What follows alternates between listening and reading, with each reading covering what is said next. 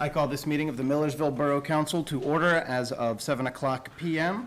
This meeting is being live streamed. I ask that you now all please rise for the Pledge of Allegiance and remain standing for a moment of silence.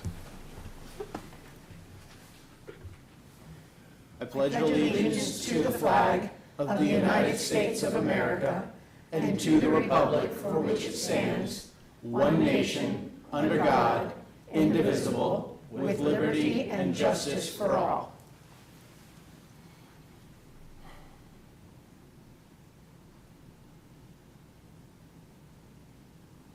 Thank you. Please be seated.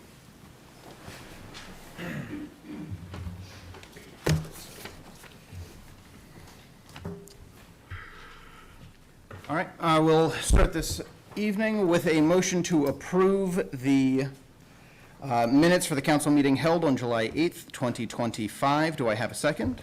Second. Very good. Any discussion required on those minutes? Seeing none, all those in favor of approving those minutes, please indicate so by saying aye. Aye. All opposed? Abstentions? Motion carries. At this time, council will hear any comments, requests, or concerns from members of the public related to items on the agenda or other matters. You will have 5 minutes to speak. We ask that you either please come to the microphone or ask that the microphone be brought to you. Do also please give your name and a general address for the record. At this time, would anybody like to address council? Very good. Seeing none, we will move on. At this time, we will hear reports of boards and commissions, starting with Blue Rock Regional Fire Commission from Linda. The July meeting was held on the 3rd at the Millersville station.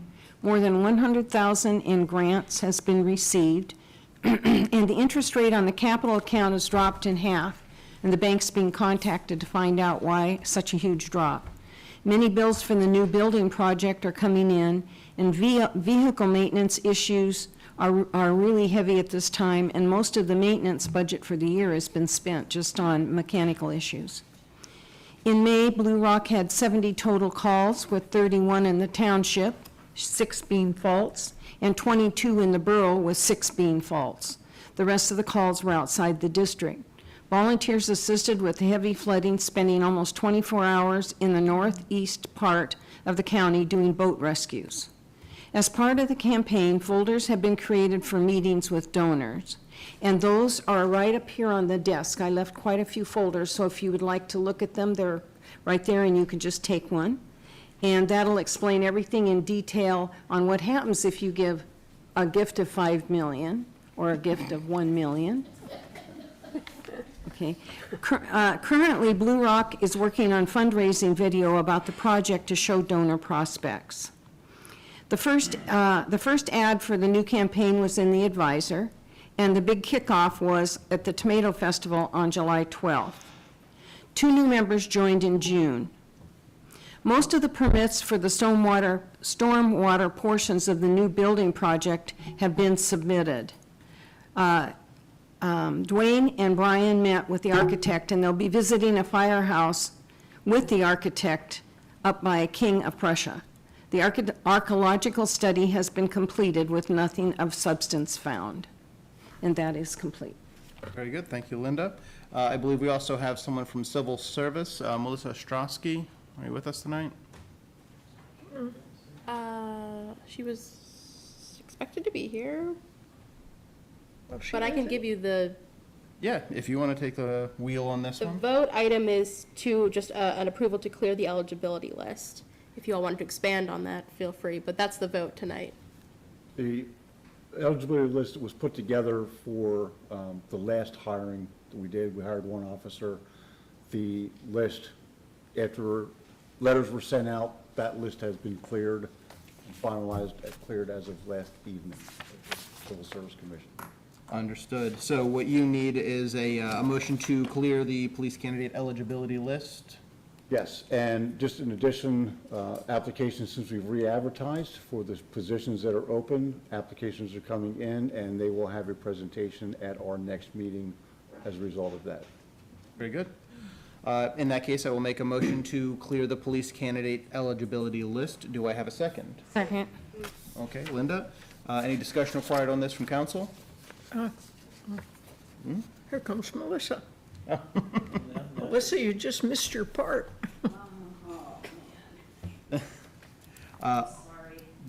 All those in favor, please indicate so by saying aye. Aye. All opposed? Abstentions? The motion carries.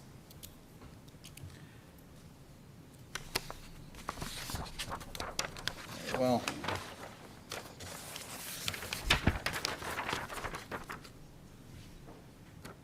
Next item on our agenda is discussion and approval of Winfield Phase 2 final plan. I believe we have somebody, let's see here, Borough Engineer Rob Wisniewski. Don't see him here, but Tom, you probably want to take it away then.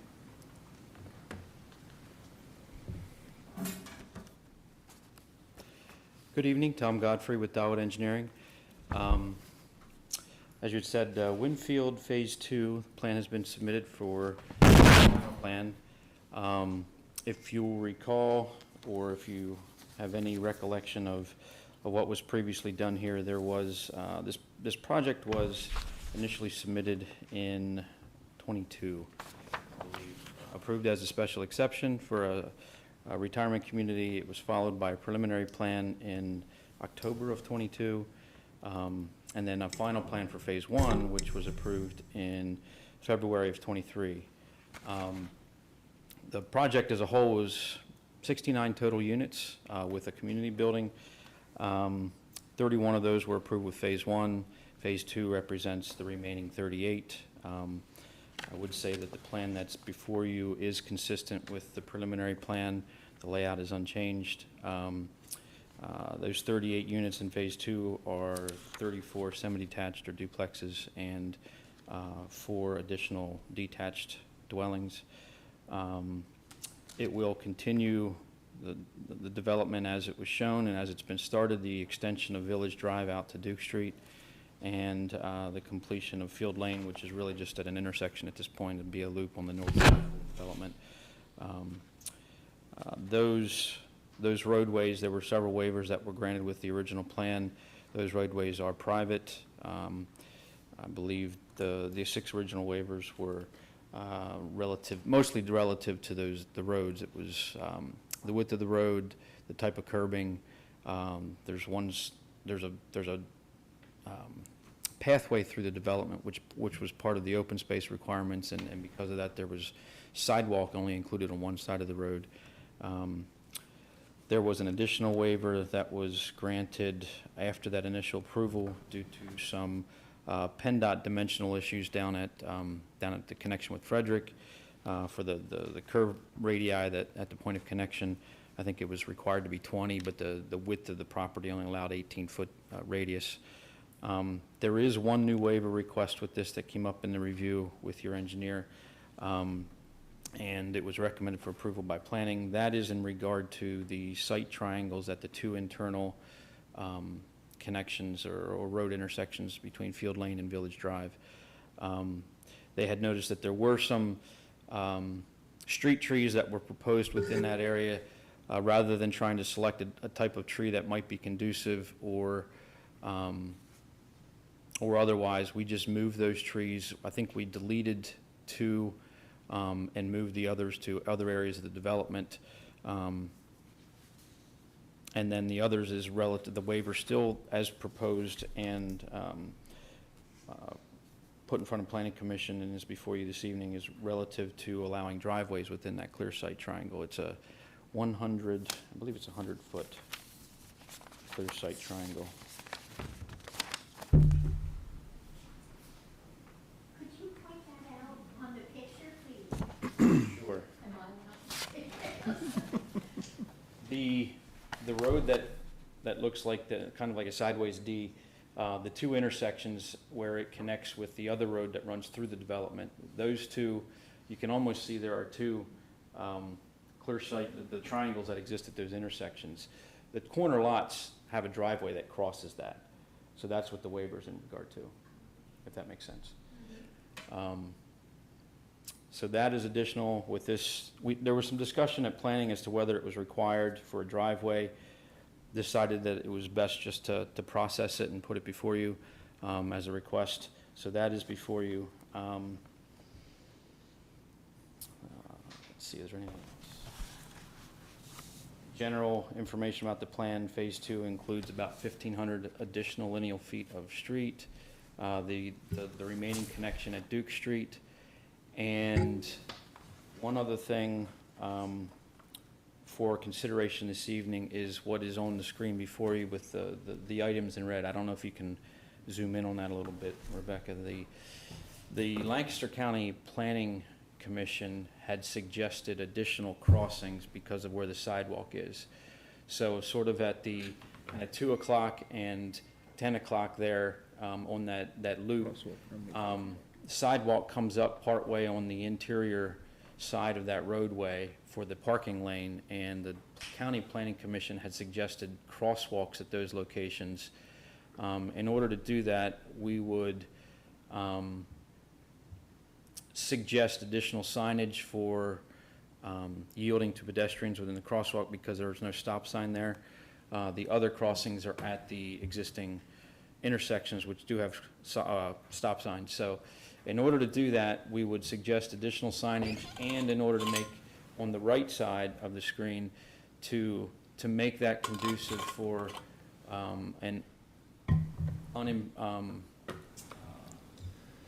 something that it doesn't create any kind of conflict with the parking, we would actually delete 3 parking spaces. Now, those parking spaces are in addition to what is required by ordinance. So that, it was reviewed by your engineer. In concept, they were okay with it, but thought it was best that we discuss that with you because it does show a reduction in parking that was on the original plan and what was previously approved. So that's in response to what the Lancaster County Planning Commission, one of their comments, and that would be the only change to the plan from what was proposed, with the exception that there was one other thing. They also suggested a curb ramp at there's one on-street handicap parking space, so we are going to shift that 2 spaces north where the curb is not installed and install a curb ramp there. So those are the changes from what was originally approved, if that makes sense. That's an overview of the plan. If you have any other comments or questions or whatever, I'll try to answer those. Anything from council? Just a quick mention, included with our material was a letter from the city of Lancaster expressing some concerns about being able to provide water until a proposed second tank is installed. Do you see that interfering at all with the plan? That was the original letter for the preliminary plan prior to the construction of the tank here in town. So that was issued before the tank was completed. I see. That Okay. was why it was stated that way. Very good. Any other questions from council? Very well. Seeing none, we have a series of motions in front of us. First, Sorry, I just want to pause. Please. Would you mind just speaking quickly about the 2 other things that council's going to vote on, which is the ENS work to be started before the recording of the plan, and the review of the financial security? I know you just sent that this afternoon. Sure. There was some discussion as well because of the time of the year. The original ENS plan that was submitted, or the ENS plan and the MPDS permit that goes along with it, was submitted, reviewed, and approved for the entire development. There isn't a second plan for Phase 2. It was all done as one plan. So that was approved. And because there's probably some administrative things that are going to continue over the next month or so with your solicitor and even your engineer for the developer's agreement, the updated declaration for the development, the declaration of the association, stormwater management agreement, those types of things will be forthcoming. Because the ENS plan is approved, the developer would like to begin installing those ENS measures for Phase 2 after the plan is approved. And there's actually an August 15th limit as well. They can't start before then based on the original approval for the ENS plan. So after that point, if the plan is not approved, we had talked about it with your engineer, and he had suggested that it come before you to verify that that would be okay, that they start installing the ENS measures before the plan is approved, if that happens. If we get to the point where the plan isn't approved by, or I mean recorded, I should say, by August 15th. Appreciate that. And Rebecca, did you mention that Rob had a few edits to their opinion on costs? Yeah, and when I write this, then I get more updates today. So this is not as of the moment. We did get an updated opinion of cost reflecting the engineer's comments today. So the number that we'll be looking at, correct me if I'm wrong, Tom, $788,834.20 for the financial security for this project. Could you give me that number one more time, a Yes, little bit I'm more sorry. slowly? Sorry, $788,834.20. Very good. And forgive me because I didn't put this in your motion, but for your first motion, I would just recommend adding approval of the plan as presented and the waiver as requested. That was my mistake, not having that waiver in there.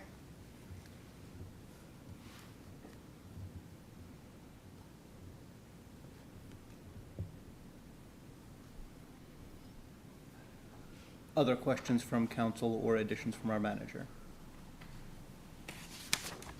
Then we will start with a motion to approve the Winfield at Millersville Phase 2 final plan as presented and waiver as requested. Do I have a second? A second. Second from Marion. All those in favor, oh, I'm sorry, I guess we kind of covered discussion already, but any last minute thoughts? Very well. All those in favor of the motion, please indicate so by saying aye. Aye. All opposed? Abstentions? Motion carries. There is also a proposed motion to approve the start of erosion and sediment, or ENS, for Winfield at Millersville Phase 2 work prior to the recording of the plan. Do I have a second on that motion? I'll second. Very good, thank you, Phyllis. Discussion about the ENS plan? Very well, seeing none. All those in favor, please indicate so by saying aye. Aye. All opposed? Abstentions? The motion carries. And lastly, the figure you gave me, that was with Rob's edits and everything is copacetic, very good. Then I'll make a motion to approve the escrow amount of $788,834.20 for Winfield Manor at Millersville Phase 2 final plan be established and presented to the borough based off of the opinion of costs. Do I have a second for that? Second. Give that one to Linda. All those in favor, please indicate so by saying aye. Aye. All opposed? Abstentions? Very well. That motion will carry as well. And I believe that's all we have for you, Mr. Godfrey. Yes, thank you. Thank you for your time. All right, moving on to council committee items for action. We will start with the Finance Advisory Committee, and I will make a motion to accept the June financial report and authorize staff to satisfy the ordinary and routine obligations incurred by the borough for this month. This is passed out of committee, so no second is required. Does council at large have any questions about the finances? Very well, seeing none, all those in favor of the motion, please indicate so by saying aye. Aye. All opposed? Abstentions? The motion will carry then.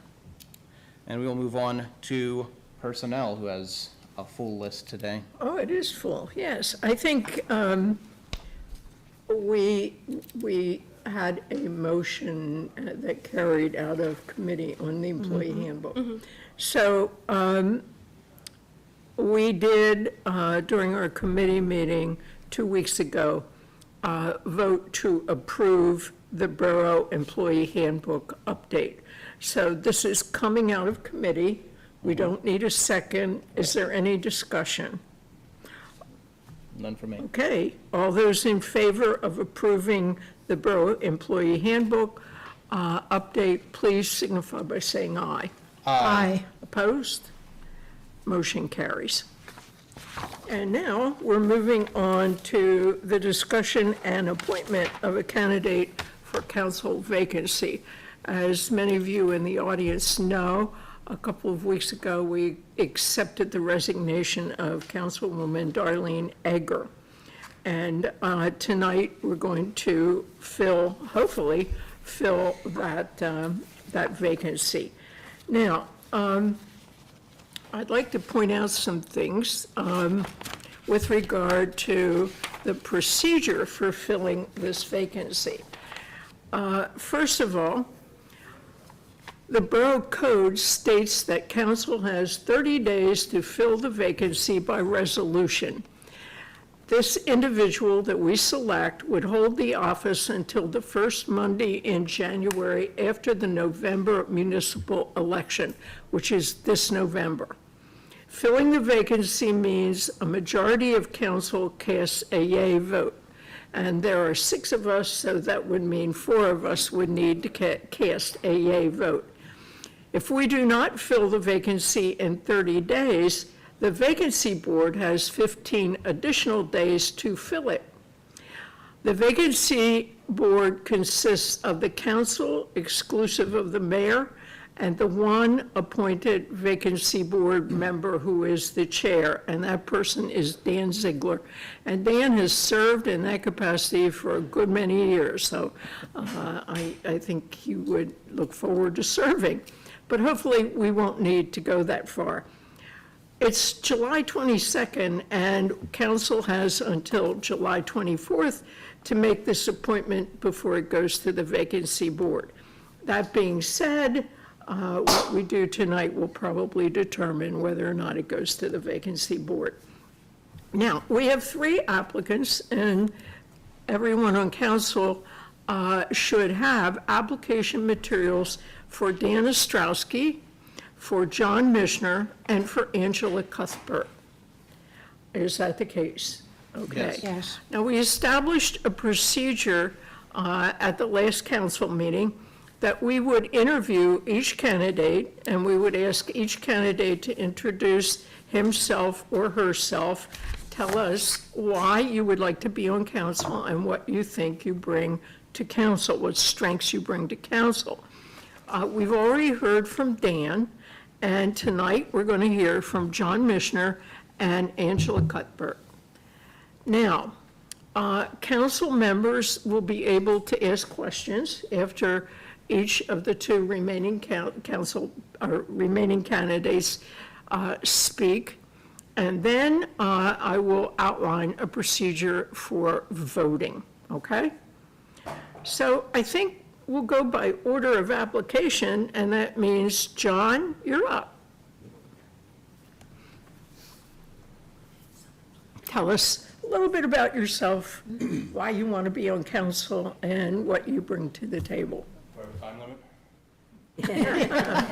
I'll try and keep it short. It's We'll also start nice throwing out. things if you go long. It's finally not raining, the humidity's not oppressive, and the Phillies are on, so as quick as I can here. So first of all, thank you for allowing me to speak in front of you tonight. Sorry I couldn't be here at the last meeting. I was out of town, out of state on vacation, and couldn't make it back. But my name's John Mitchner. I live down on West Charlotte Street. I've been a member of the Millersville community for over 10 years. Grew up in just south of Millersville in Conestoga, Penn Manor graduate. So Millersville's a big part of my life and always has been. As far as why I put my letter of intent in and would like to serve, my entire life has been based on public service. It started back as long as I can remember, hanging out with my dad at the volunteer firehouse and washing fire trucks, and eventually became a member of the volunteer fire department, worked my way up through and served in the capacity as high as president of the organization and captain on the engine, leading crews into emergency situations. When I was in high school, while other kids were out having a good time, I was putting myself through EMT school, becoming one of the youngest EMTs in the county, and volunteering on an ambulance association. Worked my way through that, eventually volunteered with the local emergency management agency. I attained the highest certification that you can as a municipal emergency management officer. It's still a role that I hold in another municipality. I like to stay active in emergency management. In my professional career as a law enforcement officer, next year will be 25 years. Experience in municipal and regional policing for all of that. All of this has been local within the county and actually within the school district, very close to Millersville. So my time as a law enforcement officer I've worked my way up through promotions. I've been awarded Officer of the Year within the department, Officer of the Year for Lancaster County, and eventually, almost 9 years ago, was promoted to Chief of Police, becoming one of the younger chiefs in the county. That's a position I've held now for, like I said, 9 years. So during that time as the Chief of Police especially, gave me an opportunity to really gain a lot of experience in the municipal government end of things, working through all sorts of issues, attending more meetings than I ever wanted to, not just the Board of Supervisors meetings, but planning meetings, testifying at zoning hearing boards, budgets and budget hearings, and policy manuals and handbooks, and basically all the things that generally you do sitting on that side of the table. I worked just barely on this side of the table and worked through the end result of that. So I've seen through my years what good leaders in supervisory positions can do, and I've seen what bad leaders in supervisory positions can do. I've seen how a decision that seems fairly minuscule and can be rushed through, how that can kind of have a domino effect on the next decision and the next decision, and 5 years down the road, all of a sudden there's a problem that could have been taken care of a lot easier and a lot cheaper if it would have been handled correctly from the beginning. So I've seen the bad things that can happen if it's not done right. As far as why do I want to sit there, right? It's certainly not for any accolades. It's not for power. I have more than enough. I make more than enough decisions every day. It's not for the fame or fortune. I've been in front of a news camera more than I want to. I'm in the Advertiser this week if you haven't seen me. So, it's really my love for the community and my desire to serve the public. My wife grew up in Millersville. In fact, after we got married, we moved into the house on West Charlotte Street that we still live in, the house that her grandparents built. Her grandfather served as a council member in Millersville many years ago. I have 4 children. One just graduated, but the rest are all in Penn Manor. We just love Millersville is really what it comes down to. And I would really like the opportunity to serve on that side of the table, because I feel like I have the experience to sort of see what can happen when something's done the right way and the wrong way. But like I said, as far as the experience goes, I fully understand the position. I've been to more meetings than, like I said, I can count. And I know it's not fun, and I know you guys get put in a bad position to make decisions all the time. And so do I at work, and the chief knows all about that. So, so that's the nutshell version of who I am and why I want to do this. But I would certainly be open to any questions. Very good. Do we have any questions to ask? I do. You're presently the chief of Pequay, correct? Isn't there a conflict of interest to be on the council and to be the chief of Pequay? No, the only conflict I would have is that I'm actually employed here as a part-time officer. So if you decided to put me in that position, I would have to resign my position. Sorry, chief. I'd have to resign that position because it's within the same municipality. But the decisions I would make in Millersville have no bearing on Pequay Township, and vice versa. The work I do in Pequay Township has no bearing on the decisions made in Millersville Borough. I have a question. It's the same one I asked at the last council meeting and of the other candidates, and that is there any one particular issue that you see here in Millersville Borough that is something that is very important to you and something that you are aware is very important to the residents? Sure. So, you're filling an appointment for 5 months. So within those 5 months, I'm certainly not going to come and try and upset the apple cart with a whole bunch of crazy, wild ideas. But, just some of the simple stuff the engineers talked about tonight, like parking spots and developments and site triangles and all of those little things. There's a ton of that stuff. And I think I have the experience to understand what all that means and be able to make the decisions to see how that goes. But the bigger things that come down the road, I think one of the bigger issues, and it will always be an issue, is the growth in the borough. And that's something we went through down in Pequot Township. A few years ago, Pequot was actually the highest per capita population growth in the county and one of the highest in the state. So I got to see what sudden growth in a small municipality does that doesn't necessarily have all the infrastructure in place to keep up with it right away. I've seen the good and the bad. It's not all bad, but I've seen the good and the bad of that. Like I said, I've testified at zoning hearing boards and sat through planning sessions for a lot of that. I know you're in police contracts. I've been on the other side for that, but I have a pretty good knowledge of the police contract and all that. I know the issues of staffing and recruitment and retention are always a problem everywhere. So I would certainly have that. And the biggest one probably is certainly going to fall within those 5 months. Not the Millersville Parade, because that's a big deal, but not that. It's budget season coming up really soon, if probably almost starting already.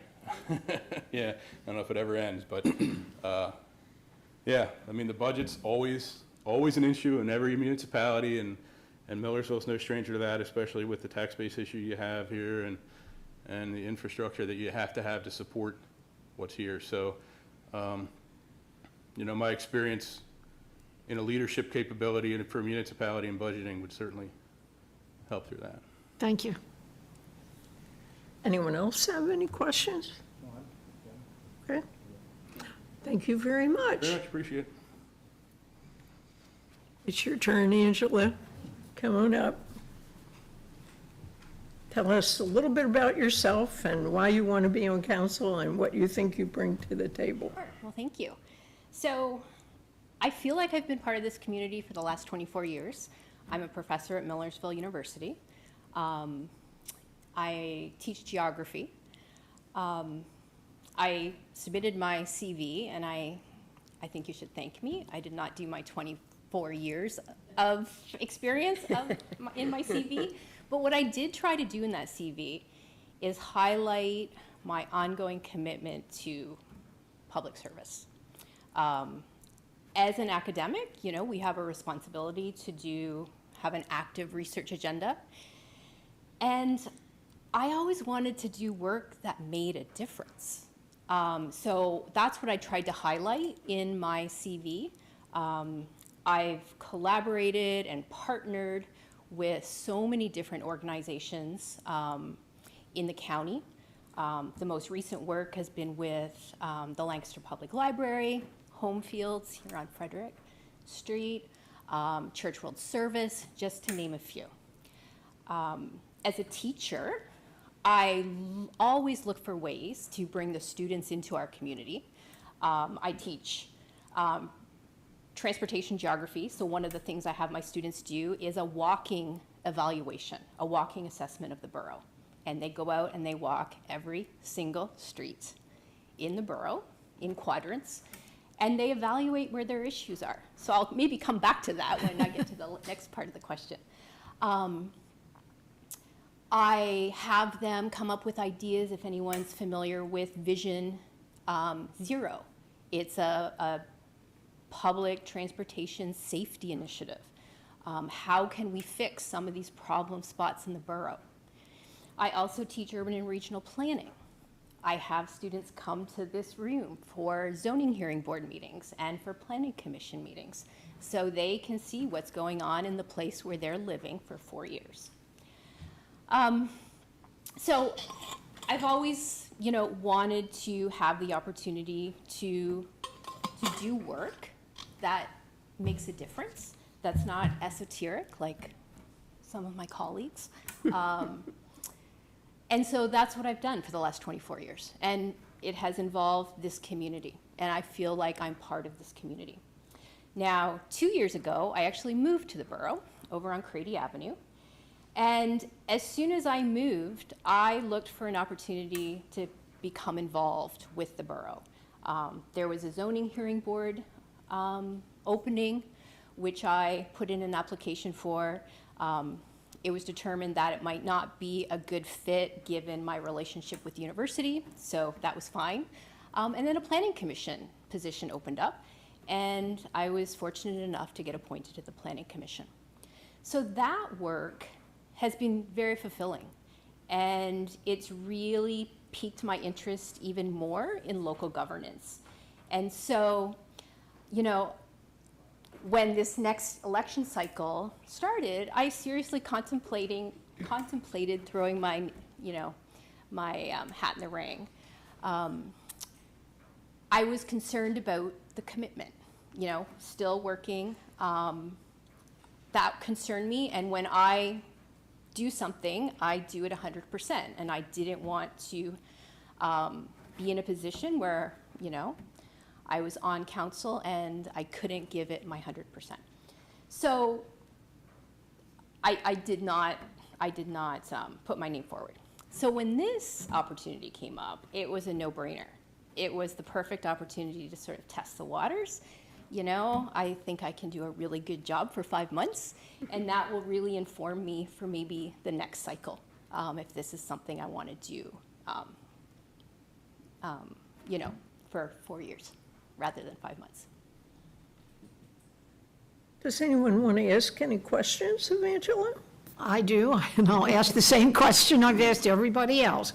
And that is, what do you consider to be a very important issue or hot button issue here in the borough at this time, and how do you see yourself relating to that? Well, coming from my connection with the university, I think there's always opportunities to improve those town-gown relationships.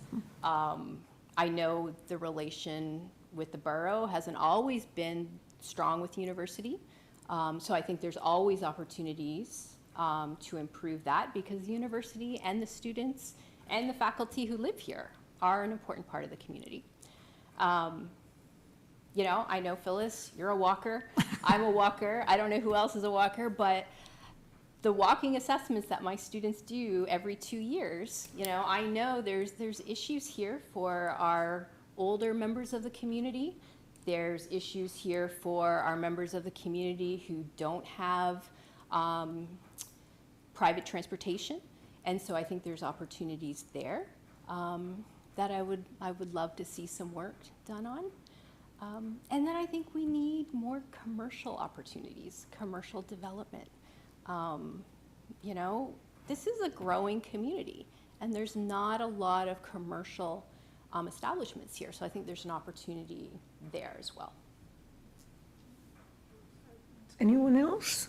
Sure. Can you talk to me a little bit more in detail what a community partner consultant, what that looks like?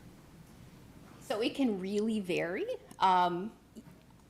Being part of the Lancaster community for 24 years, I've done a lot of networking. And when I'm ready to start a new project, I put feelers out to the people I know. And so that has, brought a lot of potential projects in that, we sit down and I say, okay, what do you need? How can I help you? And so, one that we did with students several years ago was with the Lancaster Bureau of Police. And we did an evaluation of their CCTV cameras. They were looking to apply for grants, and they needed evidence that these cameras were reducing crime, and we were able to show them that. I've worked with the U.S. Postal Service, trying to improve their rural delivery routes to make them more economically efficient and save money. We were able to do that. So, those are the types of things, and it's really just a conversation of how can I help? Very good. Mike, did you have something? No, I've read both resumes completely, and I Is, both great candidates. Thank you, Angela. Let me outline the procedure now that we will be following. When I throw this open to motions, someone may make I will remind you, we have 3 candidates. We have Dan Ostrowski, we have Angela Cuthbert, we have John Mishner, And you all have the resumes, and we all were here the last meeting, so everybody's had an opportunity to listen and to ask questions. So when someone makes a motion for a candidate, we will wait briefly for a second. If there's no second, then that motion dies for lack of a second, and we will entertain another motion. If the motion does not die and there is a second, then we will proceed to vote. And I will be asking Emma Dene to call the roll. So we do it very publicly. Are there any questions about how we're going to proceed? Nope. Okay. Then I will entertain a motion. Nobody's rushing to the finish line? Make a motion. Well, who are you motioning for? In support of which candidate? Angela. So there is a motion on the table for Angela. Is there a second? I'll second that. So we have a motion and a second for Angela. And you have who made what, okay? So Emma Dene, would you call the roll? Councilmember Caulfield, I'd like to speak on this a moment before I give my vote. We're going to be missing some key figures in the next year, and I'm sorry about that. And the people, all of the candidates here to fill in this vacancy are very fine candidates. And so in order to go through the resumes here, I have complete confidence in the mayor and in the police chief right now. And when I look at the resumes here, I'm looking at the key factor between now and January seems to be the Garmin issue. So I would like to have someone, I guess, with more experience in the planning commission here during this time. So that's why I would vote yay on this one. But Councilman- you're asking me a difficult thing here. I mean, very difficult. It's difficult for all of us, You're Mike. asking me to vote against my neighbors, and I hope no one sees it that way, because I think they're all excellent candidates, and It's a I'm very, looking at very, the next 5 months, and we're gonna wrestle with this Garmin thing, like we've wrestled with before. well, Mike, rest assured, it's difficult for all of us. We have 3 excellent candidates, so it's very difficult. Councilmember Gerber, Aye. Councilmember Giverson, Aye. Councilmember Balil, Aye. Councilmember Kurlovich, Aye.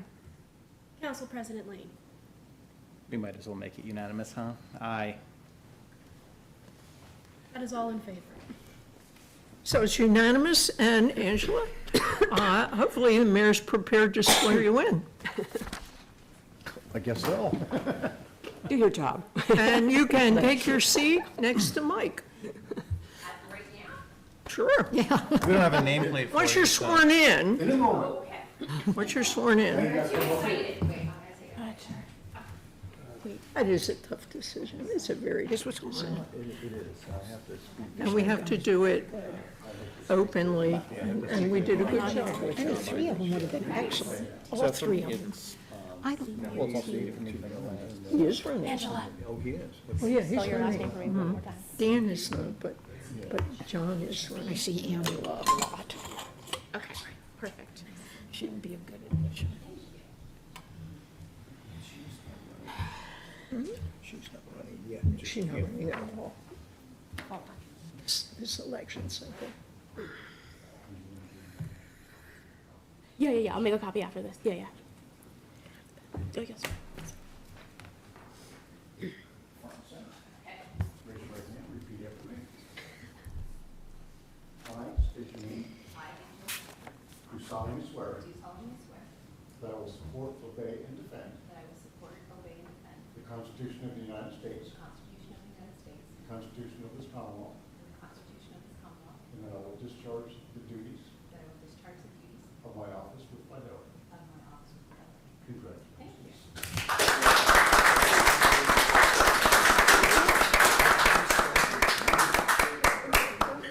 No, I mean, like the first. I don't know why. We'll make a copy. Well, come on up, and we will just move along.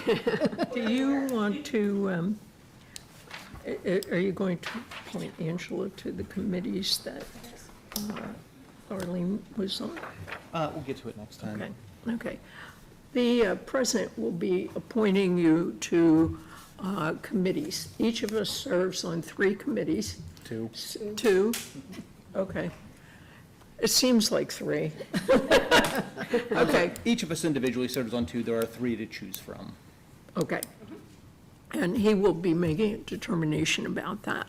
But I'm going to move on here with a motion out of committee to appoint Dan Ostrowski to fill the vacancy on the Planning Commission with a term ending on October 31st, 2026.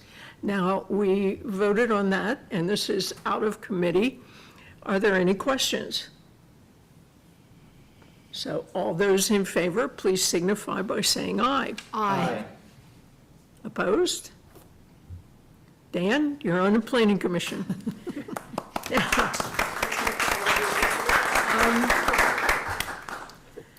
When we looked at the Planning Commission members, we looked at 3 candidates for the Planning Commission, and there were 3 really good resumes to look at.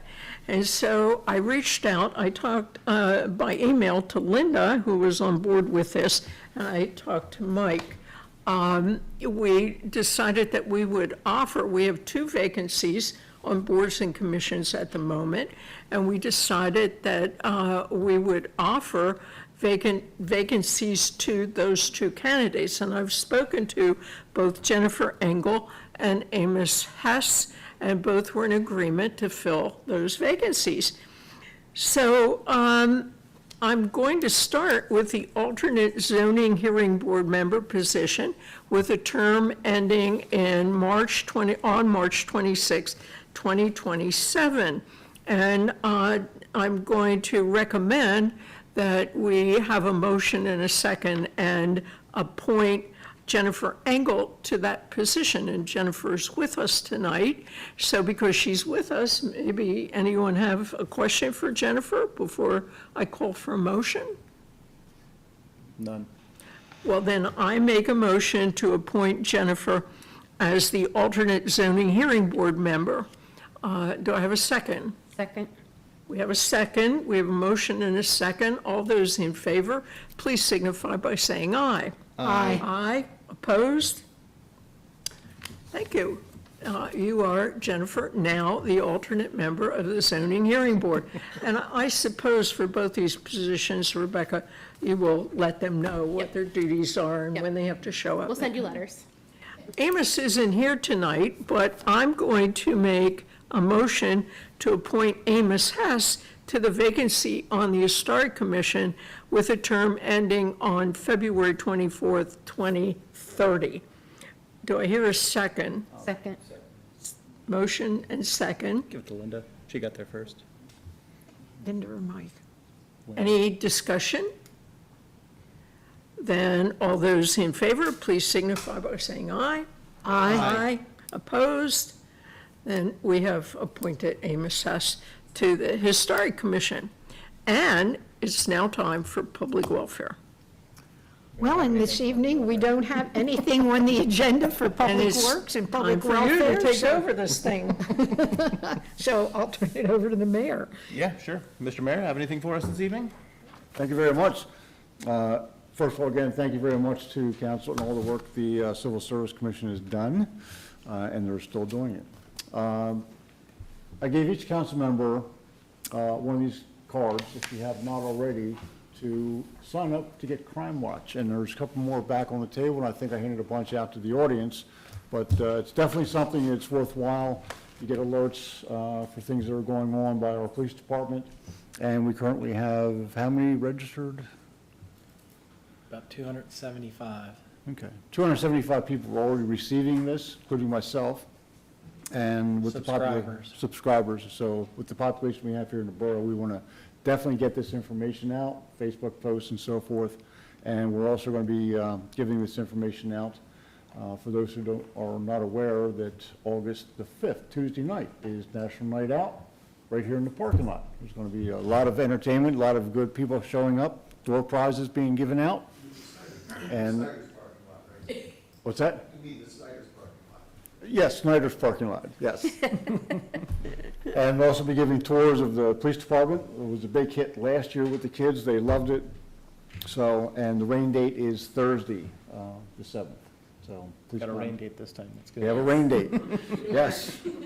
So this is our second annual, so we're looking for a great turnout, better than last year we're hoping for. Excellent. And at this point, I'll turn over to the chief to go over the reports for last month. I did not bring those tonight. We'll have to hit those on the next one. I have a copy. Unless you have. I have, All there you right, then I go. get my glasses. I think I have it here.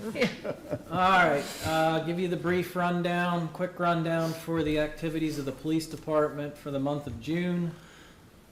We answered 368 calls for service, including 13 ordinance complaints, 1 involving an animal, 2 disorderly conducts, 7 for noise, and then 3 would be all others, resulting in 4 ordinance citations. 1 disruptive conduct report was issued. We made 17 criminal arrests. 15 of those were adult, 2 were juvenile.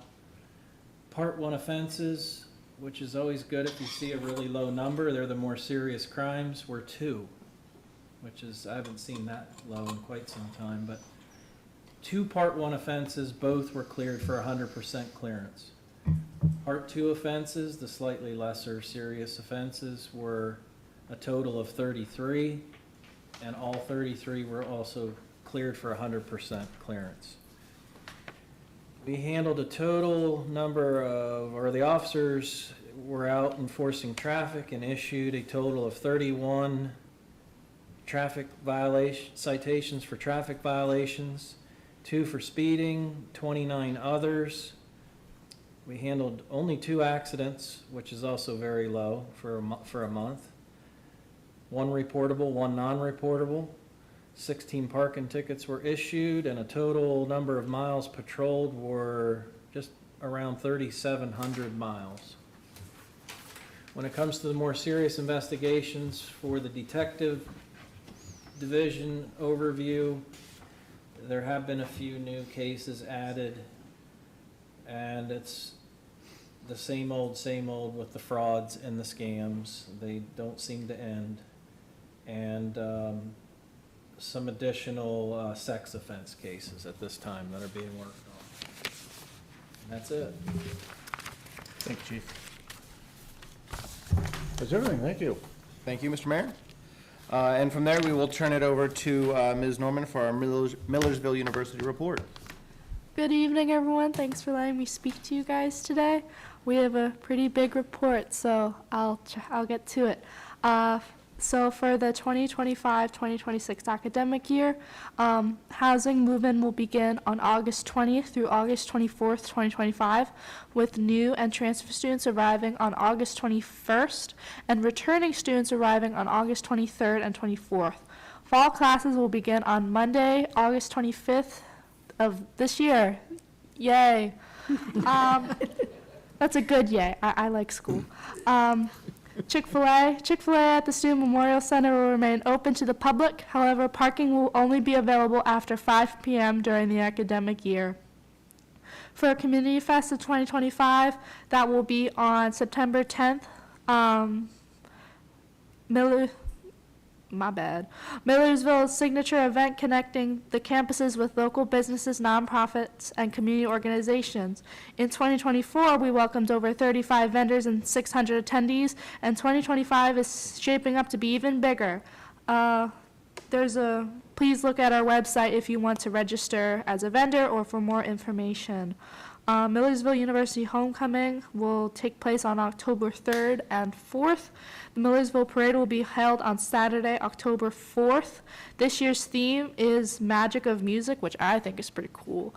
Parade entry and volunteer sign-up is now open. For more information, there is our website. Homecoming Makers Market will take place during our homecoming celebration in the Student Memorial Center, where dozens of vendors will offer crafts, vintage and repurposed items, hobby and decorating supplies, and more. There's another link, there's another place on our website where you can look at vendors and to register to be a vendor, so please do that. You can join us for the Millersville Wedding Expo on Sunday, November 9th from 1 to 4 p.m. at the Student Memorial Center. This event will feature exploring stunning venues available for weddings and receptions on campus, as well as our alumni and friend vendors. This event is open to all alumni and friends of Millersville University. There's registration at our website skipping that. Millersville University, Thaddeus Stevens College of Technology, Precision Cobotics, and Precision Form of Lidditz were awarded a $69,999 grant from the Pennsylvania Department of Community and Economic Development to advance manufacturing innovation. The Millersville University has been officially recognized as a 2024-2025 Pennsylvania National Guard Association Guard-Friendly School. This statewide designation is awarded to institutions that meet or exceed 10 key standards in supporting members of the Pennsylvania National Guard and their families as they pursue post-secondary education. Drew Stover, a recent grad and named the 2025 Pennsylvania State Athletic Conference East Athlete of the Year, will continue his basketball career in the professional rank as he has signed a contract with the Den Helder Sons in the Netherlands, which that's also pretty cool. On Thursday, July 31st, Keystone's Oral Histories presents a free screening of a history of the Underground Railroad and abolitionists throughout South Central Pennsylvania, a new documentary by filmmaker Brian Wade. The film highlights the collaboration of freedom seekers and abolitionists during the period of slavery throughout South Central Pennsylvania. On Friday, August 1st, Luna Dance Company will present a bold, elegant, and emotionally raw performance at the Ware Center. This event is free and no tickets are required.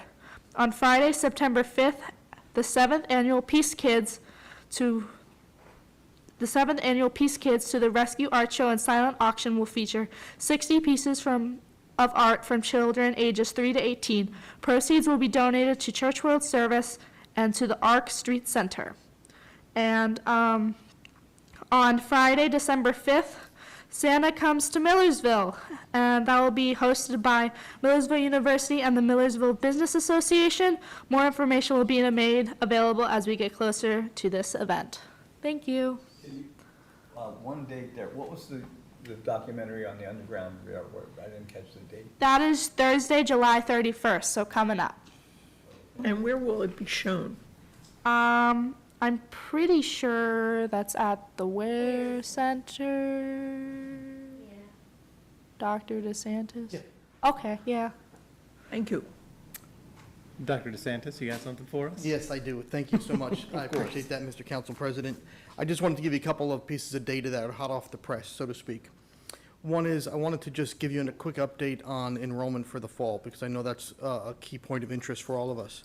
Enrollment for the fall undergrad looks like it's going to be coming in at, we're going to be coming in around 1% increase over last year. So enrollment on the undergraduate level looks level to about a 1%.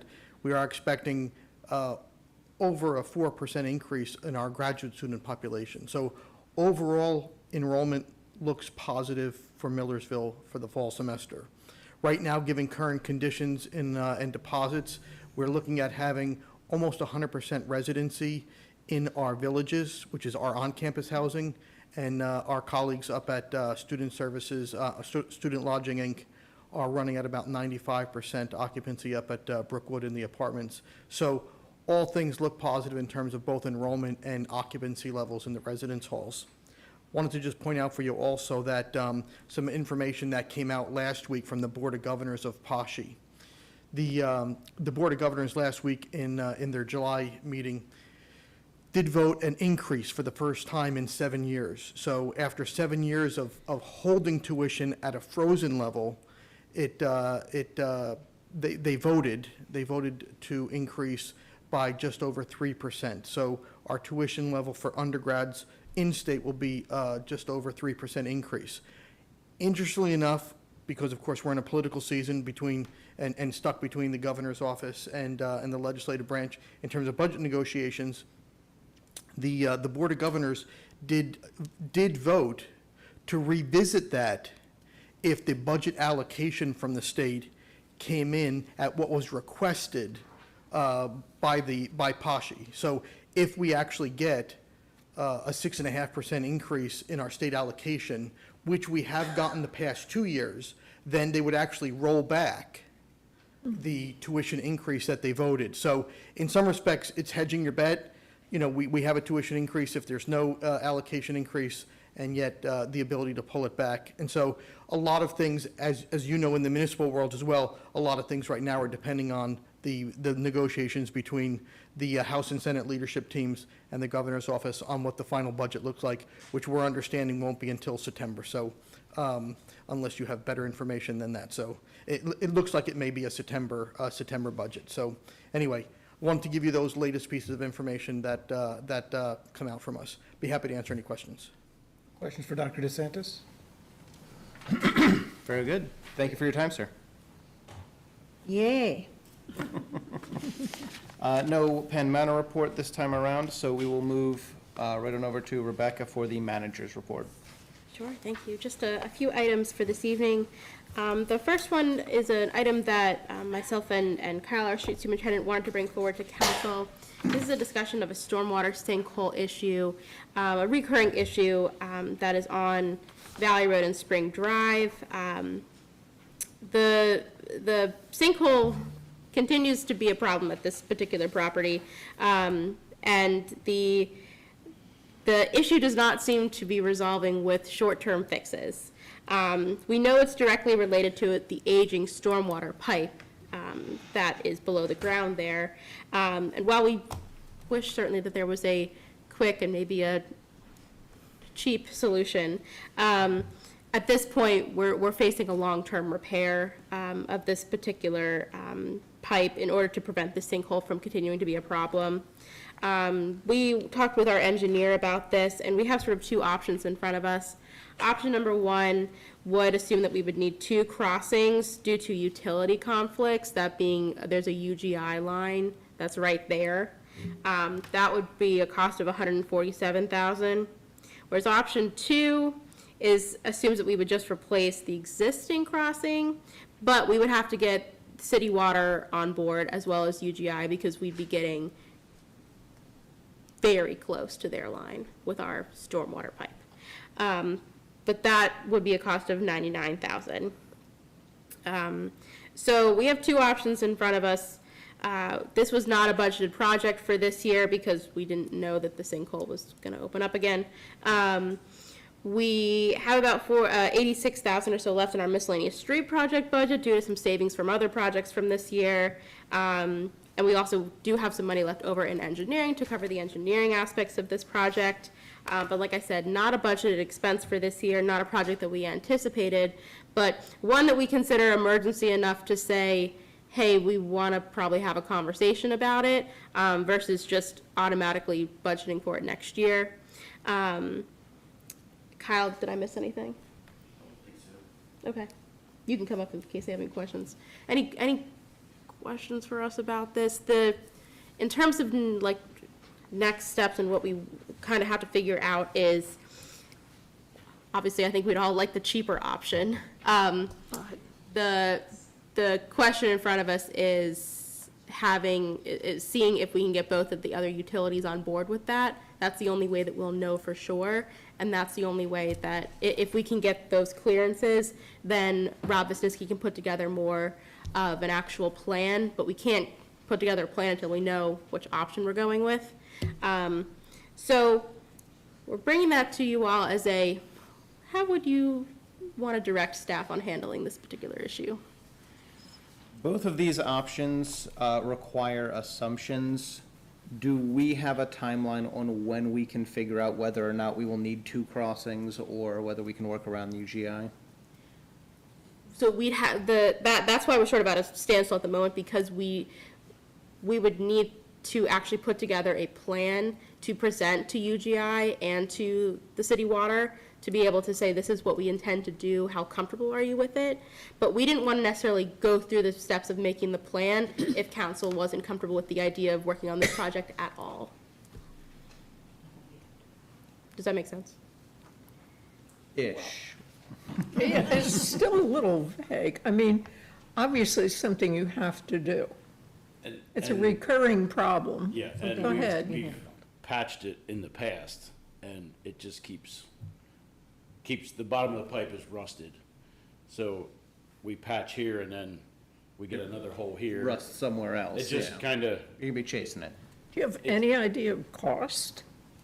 Well, this other is than not the numbers that Rob gave us, we don't, really. Oh, So and they're just rough, option 1, They're rough estimates. they're rough 2 numbers that he crossings. just gave us. option 2, if we just need to replace the existing crossing, is.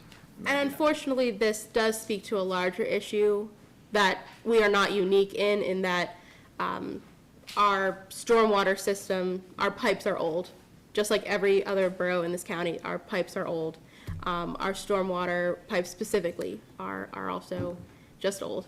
And one by one, we have some failures, and as those pipes fail, they have to be replaced. So it's one of those things that we can't necessarily anticipate when the sinkhole is going to get really bad, but we know that in general, our pipes are old. And also to add, this is in the MS4, in our MS4 permit, where this pipe is, it is one of my priority outfalls. So I need to inspect those every year, and then DEP needs to read those reports. So as of right now, that would not look good at all. So it, like you said, it's an emergency, but yet it's gonna take time to plan all this because everything's getting changed. It's not like we can just jump in and just put the pipe in and be done with it. and you're thinking about doing it this year? That's, as soon as we can, as soon as Rob can get all the final drawings Do done. we know where the rest of the money is coming from? I mean, I see here how much you're projecting to be left over. The option is pulling from reserves to cover the rest of this project. Then we have that in reserve, that much? I mean, we yes. have a lot Oh, yes. there, so. Of course. I mean, it's not going to be a big issue to take it out of that. No, not necessarily. That's, of course, one of the good reasons we have reserve is Have it. for these emergency type of scenarios. We don't want many emergency type of scenarios, but as the occasional one comes up, you know, and I think what we'll know for the future too, especially knowing that unfortunately the pipes are getting older, is that we will continue to anticipate with the budget, putting additional money in for stormwater, probably increasing it a little bit every year so that we can continue to replace pipes, hopefully before it becomes an emergency scenario. But it's a tricky issue. Am I reading this correctly, that the amount is going to be dependent upon whether Lancaster City Water and UGI tell us you can put in 1 or 2, or you need Yes. 2? Yeah. So we don't really know the total cost No, of it. they have to do, he's gonna have to have probe holes dug to find out where the utilities are. And then, yes. And so what you're asking us tonight is whether we approve your doing it at all. Whether you approve us taking the first step, which is putting actual plans together, and that does involve some engineering costs. I think we have to. Agreed. Unless there's any objection, you can move forward with that, I think. Yeah, absolutely. to do it. We won't be able to pick an option this evening. Yeah. Yep. Do you I need think a that- motion on our Doesn't board? We're not allocating money yet, Okay. so this was just a sense of where we're moving, so I think we have enough information to move forward with. Yeah, that way Rob can get, And then once we have an actual plan and we know what UGI and the Lancaster City would come back with, then we'll be able to bring the actual plan to council. Okay. Sounds good. Very good. any other questions? None for now, but I'm sure we'll have plenty more in the future. I'm sure. Thanks, Thank you. The next item on the agenda is the awarding of the contract for the biosolid management service contract to Denali Water Solutions at the price of $49.98 per ton. This was out to bid. You will recognize Denali because they are our current contract holder. And they were also the low bid for this, and we gave them a little bit of a hard time about that because they're the reasons why we went back out to bid, but that's okay. Our solicitor has reviewed the bid documents for legal compliance, and we're looking for an award of that contract this evening. Then I will make a motion to award the biosolid management service contract to Denali Water Solutions LLC at the price of $49.98 per ton. Do I have a second? Second. I think Linda got there first. Any discussion on this? Seeing none, all those in favor, please indicate so by saying aye. Aye. All opposed? Abstentions? Very well, motion carries. Thank you. The next item is we received the annual request from the university for approval for the 2025 Millersville Parade happening on October 4th, 2025. Our student rep already gave a little bit of information about the theme this year, but we're looking for council approval for that event. I make a motion to approve the 2025 Millersville Parade on October 4th, 2025. Is there a second? Second. Second by Joe. All those in favor signify by saying aye. Aye. Opposed? Abstentions? The motion carries. Thank you. Second easiest motion of the night. Yes. The last item is a discussion of a discussion of request for a letter of support for a residential rain garden request. And actually, since you're here, maybe you will just speak on it yourself, if you wouldn't mind coming to the microphone.